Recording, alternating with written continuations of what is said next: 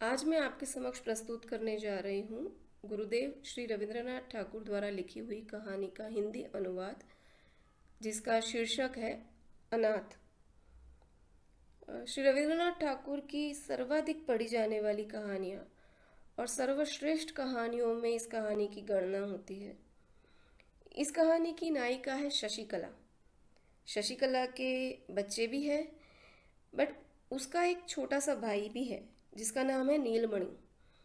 और नीलमणि शशिकला के बच्चों से भी छोटा है, उम्र में वो शशिकला के बच्चों से भी छोटा है। जब नीलमणि 2 वर्ष का होता है तब उसके माता पिता का देहांत हो जाता है। और उसके बाद ये अनाथ बच्चा अपने बहन और जीजाजी की छत्र छाया में पलता बढ़ता है।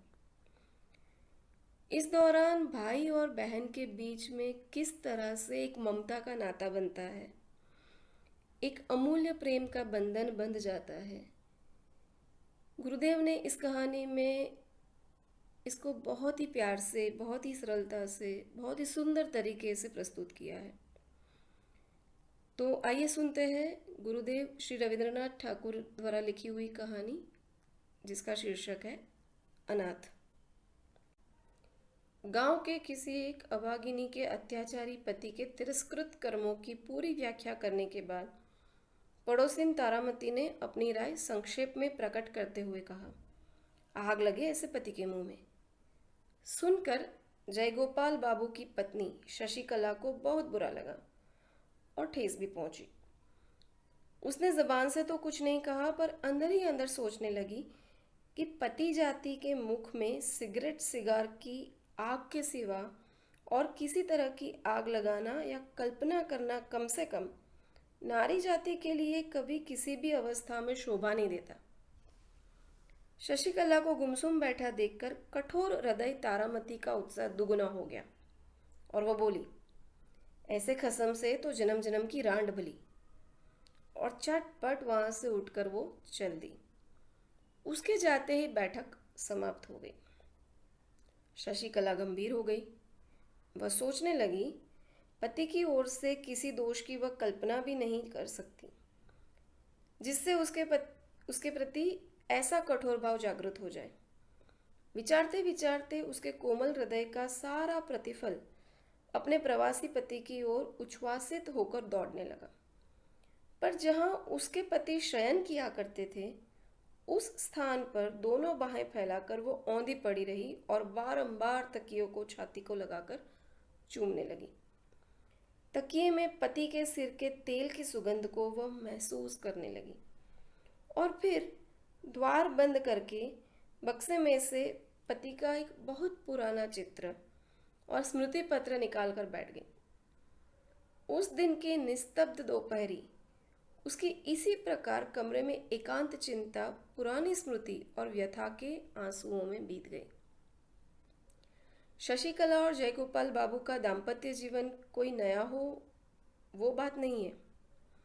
बचपन में ही शादी हो गई थी और इस दौरान में कई बाल बच्चे भी हो चुके थे। दोनों ने बहुत दिनों तक एक साथ रहकर साधारण रूप में दिन काटे थे। किसी भी ओर से इन दोनों के अपरिमित स्नेह को देखने कभी कोई नहीं आया।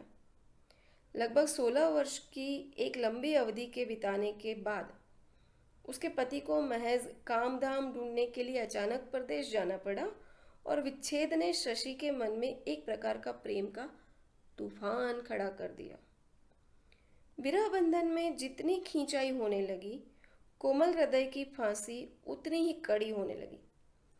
इस ढीली अवस्था में जब उसका अस्तित्व भी मालूम नहीं पड़ा, तब उसकी पीड़ा अंदर से टींसे मारने लगी।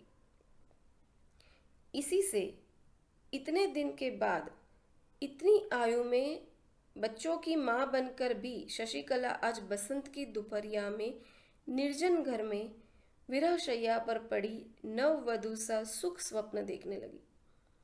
जो स्नेह अज्ञात रूप जीवन के आगे से बहा चला जा रहा है, सहसा आज उसी के भीतर जाकर मन ही मन बहाव से विपरीत तैरकर पीछे की ओर बहुत दूर पहुंचना चाहती है। जहाँ स्वर्णपुरी में वनों की भरमार है और स्नेह की उन्माद अवस्था, किंतु उस अतीत के स्वर्णिम सुख में पहुंचने का अब उपाय क्या है? फिर स्थान कहाँ है?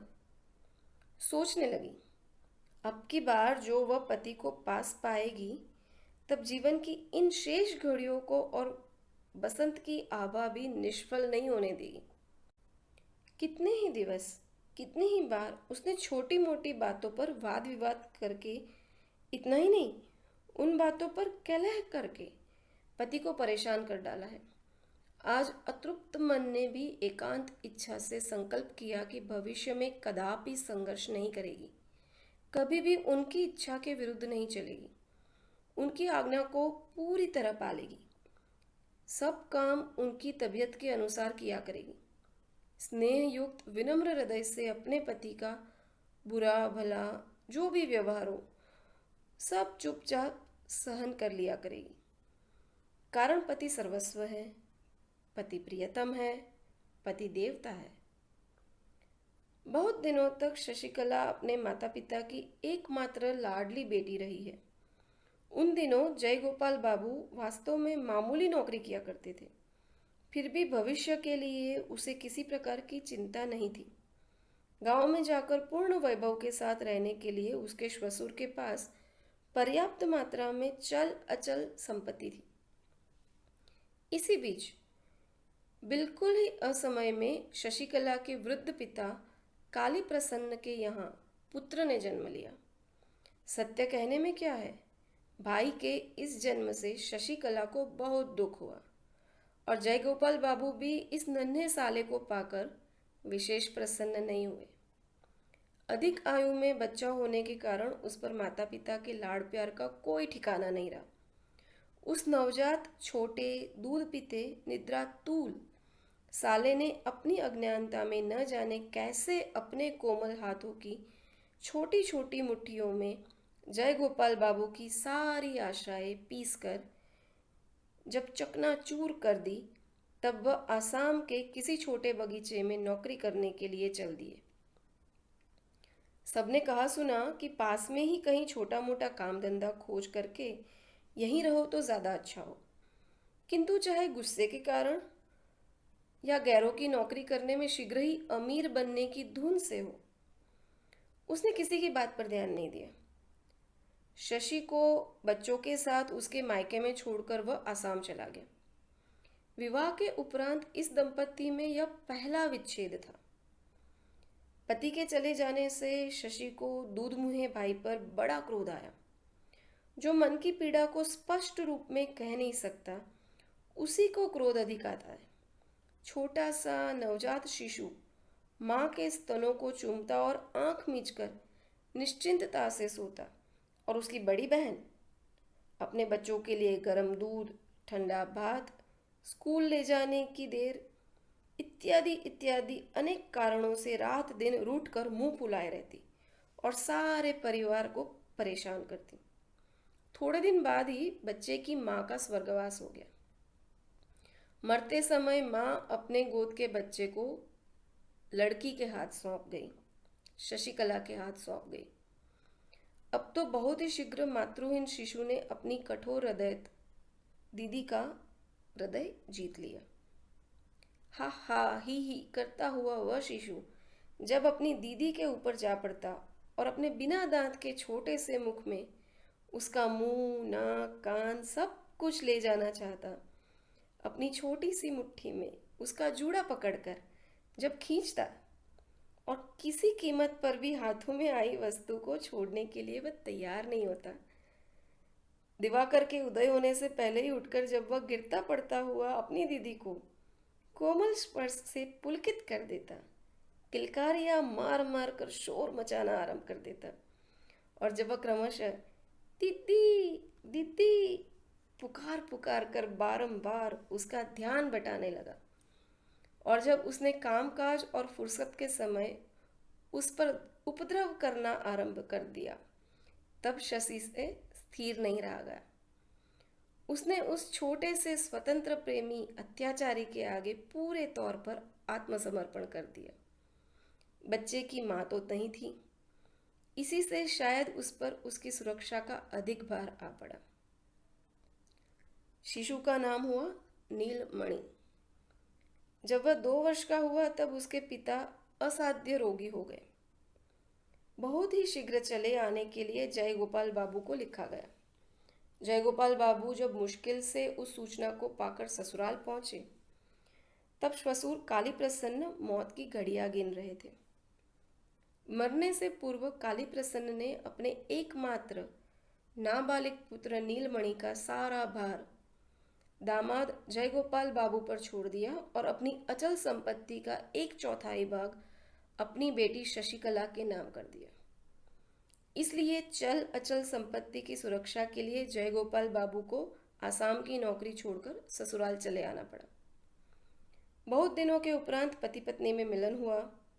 किसी जड़ पदार्थ के टूट जाने पर उनके जोड़ों को मिलाकर किसी प्रकार उसे जोड़ा जा सकता है, किंतु 2 मानवीय हृदयों को जहाँ से फट जाते हैं, विरह की लंबी अवधि बीत जाने पर फिर वहाँ ठीक पहले जैसा जोड़ कहाँ मिलता है।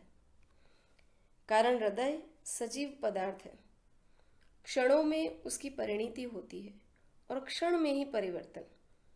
इस नए मिलन पर शशि के मन में अब की बार नए ही भावों का श्री गणेश हुआ, मानो अपने पति से उसका पुनः विवाह हुआ हो। पहले दाम्पत्य में पुरानी आदतों के कारण जो एक जड़ता सी आ गई थी, विरह के आकर्षण से वह एकदम टूट गई और अपने पति को मानो उसने पहले की अपेक्षा कहीं अधिक पूर्णता के साथ पा लिया। मन ही मन में उसने संकल्प किया कि चाहे कैसे ही दिन बीते, वह पति के प्रति उद्दीप्त स्नेह की उज्ज्वलता को तनिक भी म्लान न होने देगी। किंतु इस नए मिलन में जयगोपाल बाबू के मन की दशा कुछ और ही हो गई। इससे पूर्व जब दोनों अविच्छेद रूप से एक साथ रहा करते थे, जब पत्नी के साथ उसके पूरे स्वार्थ और विभिन्न कार्यों में एकता का संबंध था, जब पत्नी के साथ उसके जीवन का एक नित्य सत्य हो रहा था और जब वह उसके पृथक करके कुछ करना चाहते थे, तो दैनिक चर्या की राह में चलते चलते अवश्य उनका पांव अकस्मात गहरे गर्त में पड़ जाता। उदाहरणतः कहा जा सकता है कि परदेश जाकर पहले पहल वह भारी मुसीबत का शिकार हो गए। वहां उन्हें ऐसा प्रतीत होने लगा मानो अकस्मात उन्हें किसी ने गहरे जल में धक्का दे दिया हो। लेकिन क्रमशः उनके उस विच्छेद में नए कार्य को थेकली लगा दी गई। केवल इतना ही नहीं, अपितु पहले जो उनके दिन व्यर्थ आलस्य में कट जाया करते थे, उधर 2 वर्ष से अपनी आर्थिक अवस्था सुधरने की कोशिश के रूप में उनके मन में एक प्रकार की जबरदस्त क्रांति का उदय हुआ। उनके मन में सम्मुख मालदार बनने की एक निष्ठा इच्छा के सिवा और कोई चीज नहीं थी। इस नए उन्माद की तीव्रता के आगे पिछला जीवन उनको बिल्कुल ही सारहीन सा दृष्टिगत होने लगा। नारी जाति की प्रकृति में खास परिवर्तन ले आता है स्नेह, और पुरुष जाति की प्रकृति में कोई खास परिवर्तन होता है तो उसकी जड़ में रहती है कोई न कोई दुष्ट प्रवृत्ति। जयगोपाल बाबू 2 वर्ष पश्चात आकर पत्नी से मिले तो उन्हें हूबहू पहली सी पत्नी नहीं मिली। उनकी पत्नी शशि के जीवन में उनके नवजात साले ने एक नई ही परिधि स्थित कर दी है, जो पहले से भी कहीं अधिक विस्तृत और संकीर्णता से कोसों दूर है। शशि के मन से इस भाव से वह बिल्कुल ही अनभिज्ञ थे और इससे उनका बिल्कुल मेल नहीं बैठता था। शशि अपने इस नवजात शिशु के स्नेह में से पति को भाग देने का बहुत प्रयत्न करती, पर उसमें इसे सफलता मिली या नहीं, ये कहना बहुत कठिन है। शशि नीलमणि को गोदी में उठाकर हंसती हुई पति के सामने आती और उनकी गोद में देने की चेष्टा करती, किंतु नीलमणि पूरी ताकत के साथ दीदी के गले से चिपट जाता और अपने संबंध की तनिक भी परवाह न करके दीदी के कंधे से मुंह छुपाने की चेष्टा करता। शशि की इच्छा थी कि उसके इस छोटे से भाई को मन बहलाने की जितनी ही प्रकार की विद्या आती है सबकी सब बहनोई के आगे प्रकट हो जाए। लेकिन न तो बहनोई ने ही इस विषय में कोई आग्रह दिखाया और न साले ने ही कोई दिलचस्पी दिखाई। जयगोपाल बाबू की समझ में यह बिल्कुल न आया कि इस दुबले पतले चौड़े माथे वाले मनहूस सूरत काले कलूटे बच्चे में ऐसा कौन सा आकर्षण है जिसके लिए उस पर प्यार की इतनी फिजूल खर्ची की जा रही है। प्यार की सूक्ष्म से सूक्ष्म बातें नारी जाति चट से समझ जाती है। शशि तुरंत ही समझ गई कि जयगोपाल बाबू को नीलमणि के प्रति कोई खास रुचि नहीं है और वह शायद मन से उसे चाहते भी नहीं है। तब से वह अपने भाई को बड़ी सतर्कता से पति की दृष्टि से बचाकर रखने लगी। जहां तक हो सकता था जयगोपाल की विराग दृष्टि उस पर नहीं पड़ने पाती और इस प्रकार वह बच्चा उस अकेली का एकमात्र स्नेह का आधार बन गया। उसकी वह इस प्रकार देखभाल रखने लगी जैसे वह उसका बड़े यत्न से इकट्ठा किया हुआ गुप्त धन है। सभी जानते हैं कि स्नेह जितना ही गुप्त और जितना ही एकांत का होता है उतना ही तेज हुआ करता है। नीलमणि जब कभी रोता तो जयगोपाल बाबू को बहुत ही झुंझलाहट आती। अतः शशि झट से उसे छाती से लगाकर खूब प्यार कर करके हंसाने का प्रयत्न करती। खासकर रात को उसे रोने से यदि पति की नींद उचटने की संभावना होती और पति यदि उस रोते हुए शिशु के प्रति हिंसात्मक भाव से क्रोध या घृणा जाहिर करता हुआ तीव्र स्वर में चिल्ला उठता, तब शशि मानो अपराधिनी सी संकुचित और अस्थिर हो जाती और उसी क्षण उसे गोदी में लेकर दूर जाकर प्यार के स्वर में वो कहती, सो जा मेरा राजा बाबू, सो जा सो जा। और वो सो जाता। बच्चों बच्चों में भी बहुधा किसी न किसी बात पर झगड़ा हो ही जाता है।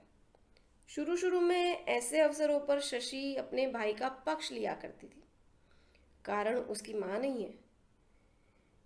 जब न्यायाधीश के साथ साथ न्याय में भी अंतर आने लगा तब हमेशा ही निर्दोष नीलमणि को कड़ा से कड़ा दंड भुगतना पड़ता।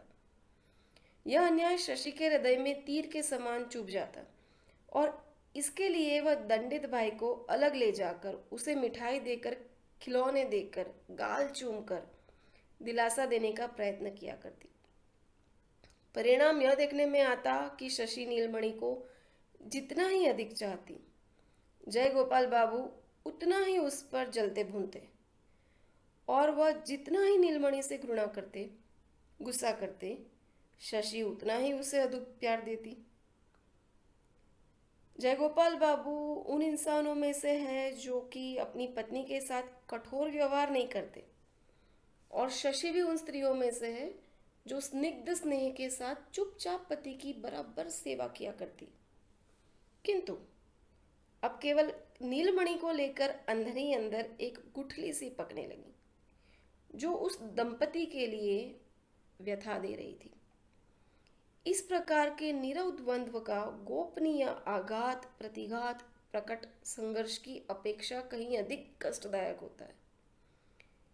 यह बात उन समवयस्कों से छिपाना कठिन है जो कि विवाहित दुनिया की सैर कर चुके हो। नीलमणि की सारी देह में केवल सिर ही सबसे बड़ा था। देखने में ऐसा प्रतीत होता जैसे विधाता ने एक खोखले पतले बांस के उसमें फूंक मारकर ऊपर के हिस्से पर एक हंडिया बना दिए। डॉक्टर भी अक्सर भय प्रकट करते हुए कहा करते कि लड़का उस ढांचे के समान ही निकम्मा साबित हो जाएगा। बहुत दिनों तक उसे बात करना और चलना नहीं आया। उसके उदासीन गंभीर चेहरे को देखकर ऐसा प्रतीत होता कि उसके माता पिता अपनी वृद्धावस्था की सारी चिंताओं का भार इसी नन्हे से बच्चे के माथे पर लाद कर गए हैं। दीदी के यत्न और सेवा से नीलमणि ने अपने भय का समय पार करके 6ठे वर्ष में पदार्पण किया। कार्तिक में भैया दूज के दिन शशि ने नीलमणि को नए नए बढ़िया वस्त्र पहनाए, खूब सजधज के साथ बाबू बनाया और उसके विशाल माथे पर टीका करने के लिए थाली सजाई। भैया को पटड़े पर बिठाकर अंगूठे में रोली लगाकर टीका किया। जब वो टीका लगा ही रही थी कि इतने में पूर्वोक्त मुंहफट पड़ोसिन तारा आ पहुंची और आने के साथ ही बात में शशि के साथ संघर्ष आरंभ कर दिया। वो कहने लगी, हाय हाय, छिपे छिपे भैया का सत्यानाश करके ठाठ बाट से लोग दिखाओ, टीका करने से क्या फायदा। सुनकर शशि पर एक साथ आश्चर्य, क्रोध और वेदना की दामिनी सी टूट पड़ी।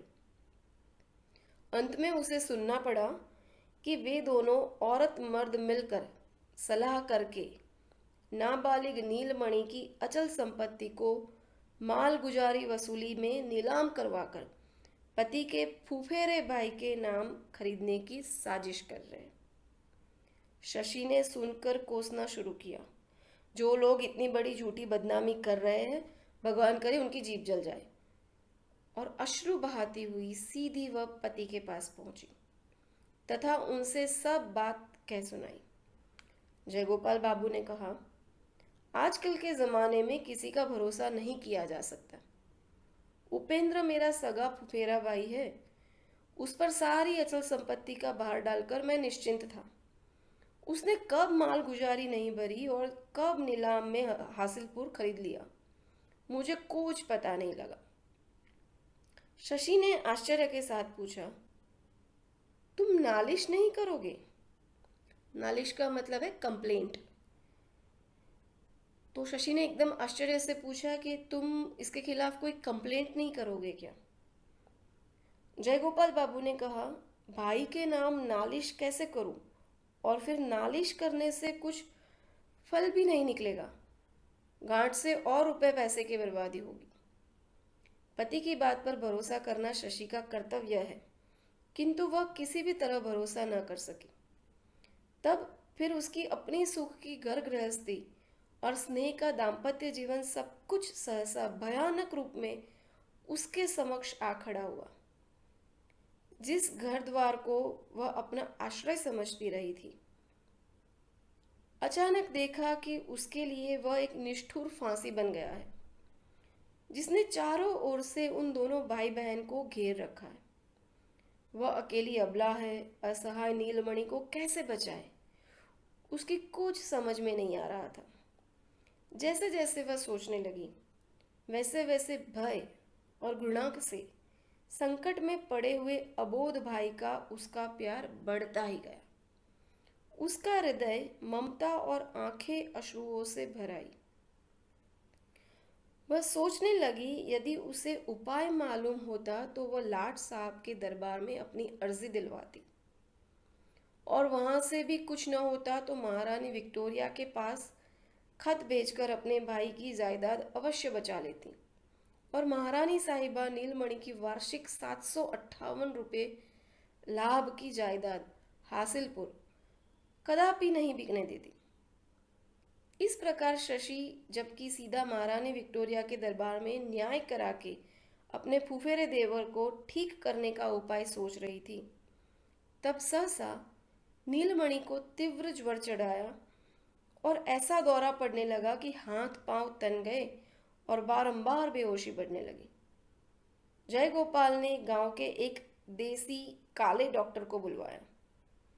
शशि ने अच्छे डॉक्टर के लिए प्रार्थना की तो जयगोपाल बाबू ने उत्तर दिया, क्यों, मोतीलाल क्या बुरा डॉक्टर है? शशि जब उनके पांवों पर गिर गई, अपनी सौगंध खिलाकर भयभीत हिरनी की तरह निहारने लगी, तब जयगोपाल बाबू ने कहा, अच्छा, शहर से डॉक्टर बुलवाता हूँ, ठहरो। शशि नीलमणि को छाती से चिपकाए पड़ी रही। नीलमणि भी एक पल के लिए भी उसे आंखों से ओझल नहीं होने देता। भय खाता कि उसे धोखा देकर दीदी उसकी कहीं चली जाती, और इसलिए वह सदा उससे चिपटा रहता, यहाँ तक कि सो जाने पर भी पल्लू कदापि नहीं छोड़ता। सारा दिन इसी प्रकार बीत गया। संध्या के बाद दिया बत्ती के समय जयगोपाल बाबू ने आकर कहा, शहर का डॉक्टर नहीं मिला, वह दूर कहीं मरीज देखने गया है। और इसके साथ ही यह भी कहा कि मुकदमे के कारण मुझे अभी इसी समय बाहर जाना पड़ रहा है। मैंने मोतीलाल से कह दिया है, दोनों वक्त आकर अच्छी प्रकार से वो देखभाल किया करेंगे। रात को नीलमणि आंट सांट बकने लगा। भोर होते ही शशि और कुछ भी न सोचकर खुद रोगी भाई को लेकर नाव में बैठकर कलकत्ता के लिए चल दी। कलकत्ता जाकर देखा कि डॉक्टर तो घर पर ही है, कहीं बाहर नहीं गए। भले घर की स्त्री समझकर डॉक्टर ने झटपट उसके लिए ठहरने का प्रबंध कर दिया और उसकी मदद के लिए एक अधेड़ विधवा को नियुक्त कर दिया। नीलमणि का इलाज चलने लगा। दूसरे ही दिन जयगोपाल बाबू भी कलकत्ता आधम के। मारे गुस्से के आग बबूला होकर उसने शशि को तत्काल ही घर लौटने का हुक्म दिया। शशि ने कहा, मुझे यदि तुम काट भी डालो तब भी मैं अभी घर नहीं लौटूंगी। तुम सब मिलकर मेरे नीलमणि को मार डालना चाहते हो। उसके बाप नहीं, माँ नहीं, मेरे सिवाय उसका है ही कौन। मैं उसे बचाऊंगी, मैं उसे अवश्य बचाऊंगी। आपसे जो बन पड़ता है कर लो, पर मैं उसे अवश्य बचाऊंगी। जयगोपाल बाबू भावावेश में आकर बोले, तो तुम यहीं रहो, मेरे घर अब कदापि मत आना। शशि ने उसी क्षण तपाक से कहा, तुम्हारा घर कहाँ से आया? घर तो मेरे भाई का है। जयगोपाल बाबू बोले, अच्छा, देखा जाएगा। कुछ दिनों तक इस घटना को लेकर मोहल्ले के लोगों में चुगलबाजियां चलती रही, अनेक वाद विवाद होते रहे। तभी पड़ोसिन तारा ने कहा, अरे खसम के साथ लड़ना ही हो तो घर पर रहकर लड़ो, जितना लड़ना है लड़ लो। घर छोड़कर बाहर लड़ने झगड़ने की क्या जरूरत? कुछ भी हो, आखिर है तो अपना घर वाला ही। हाथ में जो कुछ जमा पूंजी थी सब खर्च करके, आभूषण आदि जो कुछ भी थे सब बेचकर किसी प्रकार शशि ने अपने नाबालिग भाई को मौत के मुंह से निकाल लिया। और तब उसे पता लगा कि दुआर गांव में उन लोगों की जो बड़ी भारी खेती थी, बड़ी जमीन थी और उस पर उनकी पक्की हवेली भी थी, जिसकी वार्षिक आय लगभग 1,500 थी, 1,500 थी। वह भी जमींदार के साथ मिलकर जयगोपाल बाबू ने अपने नाम करा लिए। अब सारी अचल संपत्ति उसके पति की है, भाई का उसमें कुछ भी हक नहीं रहा है। रोग से छुटकारा मिलने पर नीलमणि ने करुण स्वर में कहा, दीदी घर चलो। वहां अपने साथियों से खेलने के लिए उसका जी मचल रहा है। इसी से प्रेरित होकर वह बार बार कहने लगा, दीदी अब तो अपने उसी घर में चलो ना। सुनकर शशि रोने लगी और बोली, हम लोगों का अब घर कहाँ है? लेकिन केवल रोने से ही फल क्या? अब दीदी के सिवा इस दुनिया में उसके भाई का है ही कौन? यह सोचकर शशि ने आंखें पोंछ डाली और साहस बटोरकर डिप्टी मैजिस्ट्रेट तारिणी बाबू के घर जाकर उसकी पत्नी की शरण ली। मैजिस्ट्रेट साहब जयगोपाल बाबू को भली भांति जानते थे। भले घर की बहू बेटी घर से निकलकर जमीन जायदाद के लिए पति से झगड़ना चाहती है, इस बात पर वे शशि पर गुस्सा हुए। उसे बातों से फुसलाए रखकर उसी समय उन्होंने जयगोपाल बाबू को पत्र लिखा। जयगोपाल बाबू साले सहित शशि को जबरदस्ती नाव पर बैठकर गांव ले गए। इस दंपत्ति का द्वितीय विच्छेद के बाद फिर वह द्वितीय मिलन हुआ। जन्म जन्म का साथ सृष्टिकर्ता का विधान जो ठहरा।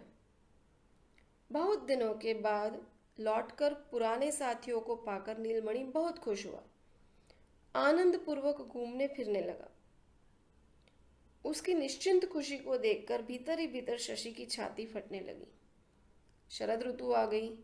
मैजिस्ट्रेट साहब गांव में छानबीन करने दौरे पर निकले और शिकार करने के लिए जंगल से सटे हुए एक गांव में तंबू तन गए। गांव के मार्ग में साहब ने साथ नीलमणि की भेंट हुई। उसके सभी साथी साहब को देखकर दूर हट गए। निरीक्षण करता रहा। न जाने साहब को उससे कुछ दिलचस्पी हुई और नीलमणि को पास बुलाकर पूछा, तुम स्कूल में पढ़ते हो? बालक ने चुपचाप खड़े रहकर सिर हिला दिया। हाँ। साहब ने पुनः पूछा, कौन सी पुस्तक पढ़ते हो? नीलमणि पुस्तक शब्द का मतलब न समझ सका, अतः साहब के मुंह की ओर देखता रहा। घर पहुंचकर नीलमणि ने साहब के साथ अपने इस परिचय की बात खूब उत्साह के साथ दीदी को बताई। दोपहर को अचकन, पजामा, पगड़ी आदि बांधकर जयगोपाल बाबू साहब का अभिवादन करने के लिए पहुंचे। साहब उस समय तंबू के बाहर खुली छाया में कैंप मेज लगाए थे बैठे थे। सिपाही वगैरह की चारों ओर धूम मची हुई थी। उन्होंने जयगोपाल बाबू को चौकी पर बैठाकर गांव के हालचाल पूछे। जयगोपाल बाबू सर्वसाधारण गांव वालों के सामने जो इस प्रकार बड़प्पन का स्थान घेरे बैठे हैं, इसके लिए वह मन ही मन फुला नहीं समा रहा है। उसके मन में बार बार यह विचार उठ रहे थे कि इस समय चक्रवर्ती और नंदी घराने का कोई आकर देख जाता तो कितना अच्छा होता। इतने में से नीलमणि को साथ लिए अवगुंठन ताने एक स्त्री सीधी साहब के सामने आकर खड़ी हो गई। बोली, साहब, आपके हाथ में मैं इस अनाथ भाई को सौंप रही हूँ, आप ही इसी की रक्षा करें। साहब पूर्व परिचित गंभीर प्रकृति वाले बालक को देखकर उसके साथ वाली स्त्री को भले घर की बहू बेटी समझकर उसी क्षण उठकर खड़े हो गए और बोले, आप तंबू में आइए, आप भीतर आइए। शशि बोली, मुझे जो कुछ कहना है वो यहीं कहूंगी। जयगोपाल बाबू का चेहरा फीका पड़ गया और घबराहट के मारे ऐसा हो गया मानो अंगारे पर अचानक उसका पांव पड़ गया हो। गांव के लोग तमाशा देखने के लिए खिसक खिसक कर पास आने की चेष्टा करने लगे। तभी साहब ने बैंत उठाया और सब भाग खड़े हुए। तब फिर शशिकला ने अपने अनाथ भाई का हाथ थामते हुए उस अनाथ बच्चे का सारा इतिहास शुरू से आखिर तक कह सुनाया। जयगोपाल बाबू ने बीच बीच में रुकावट डालने की चेष्टा की, पर साहब ने गरज कर उसे जहां का तहां बैठा दिया। चुप रहो, ये बोलती है, उसे बोलने दो। और बैंत के संकेत से उसे चौकी से उठाकर सामने खड़ा होने का हुक्म दिया। जयगोपाल बाबू शशि को मन ही मन कोसता हुआ सामने खड़ा रहा और नीलमणि अपनी दीदी से बिल्कुल चिपटकर मुंह बनाए चुपचाप खड़ा सुनता रहा। शशि की बात सुन लेने पर साहब ने जयगोपाल बाबू से कई प्रश्न पूछे और उनका उत्तर पाकर बहुत देर तक चुप रहकर शशि को संबोधित करके बोले, बेटी, यह मामला मेरी कचहरी में नहीं चल सकता, पर तुम बेफिक्र रहो। इस विषय में मुझे जो कुछ करना होगा अवश्य करूंगा। तुम इस अनाथ भाई को लेकर बेधड़क घर जा सकती हो। शशि ने कहा, साहब, जब तक इस अनाथ को अपना मकान नहीं मिल सकता तब तक इसे लेकर घर जाने का साहस मैं नहीं कर सकती। अब यदि आप इसे अपने पास नहीं रखते तो और कोई भी इस अनाथ की रक्षा नहीं कर सकता। साहब ने पूछा, तुम कहाँ जाओगी? शशि ने उत्तर दिया, मैं अपने पति के घर लौट जाऊंगी, मेरी कुछ फिक्र नहीं। साहब मुस्कुराया और ताबीज़ बंधे और दुबले पतले गंभीर स्वभाव वाले काले रंग के उस दुखी अनाथ बालक को अपने पास रखने को तैयार हो गए। इसके उपरांत शशि जब विदा होने लगी तब बालक ने उसकी धोती का छोर पकड़ लिया। साहब ने कहा, बेटा, तुम डरो मत, आओ मेरे पास आओ। अवगुंठन के भीतर अश्रुओं से झरना बहाते और पहुंचते हुए अनाथ की दीदी ने कहा, मेरा राजा भैया है ना, मेरा बच्चा, मेरा राजा भैया, जा जा साहब के पास जा, तेरी दीदी तुझसे फिर मिलेगी। अच्छा, तू अब जा। इतना कहकर उसने नीलमणि को उठाकर छाती से लगा लिया और माथे पर, पीठ पर हाथ फेर कर किसी प्रकार उसके पतले हाथों से अपनी धोती का छोर छुड़ाया। और बड़ी तेजी से वहां से चली गई। साहब ने तुरंत ही बाएं हाथ से उस अनाथ बालक को रोक लिया और बालक दीदी दीदी चिल्लाता हुआ जोर जोर से रोने लगा। शशि ने एक बार मुड़कर दूर से अपना दाहिना हाथ उठाकर अपनी ओर से उसे चुप होने के लिए सांत्वना दी और अपने टुक टुक हुए हृदय को लेकर और भी तेजी से आगे निकल गई। फिर बहुत दिनों तक उस पुरानी हवेली में पति पत्नी का मिलन हुआ, सृष्टिकर्ता का विधान जो ठहरा। लेकिन यह मिलन अधिक दिन तक न रह सका। कारण, इसके कुछ ही दिन बाद एक दिन भोर होते ही गांव वालों ने सुना कि रात को जयगोपाल बाबू की स्त्री हैजे से मर गई और रात ही को उसका अंतिम संस्कार हो गया। विदा के समय शशि अपने अनाथ भाई को वचन दे आई थी कि उसकी दीदी उससे फिर मिलेगी। पता नहीं उस वचन को वह निभा सकी अथवा नहीं। तो ये थी गुरुदेव श्री रविंद्रनाथ ठाकुर की लिखी हुई कहानी अनाथ। आशा करती हूँ कि ये कहानी और इसका वर्णन आपको अच्छा लगा।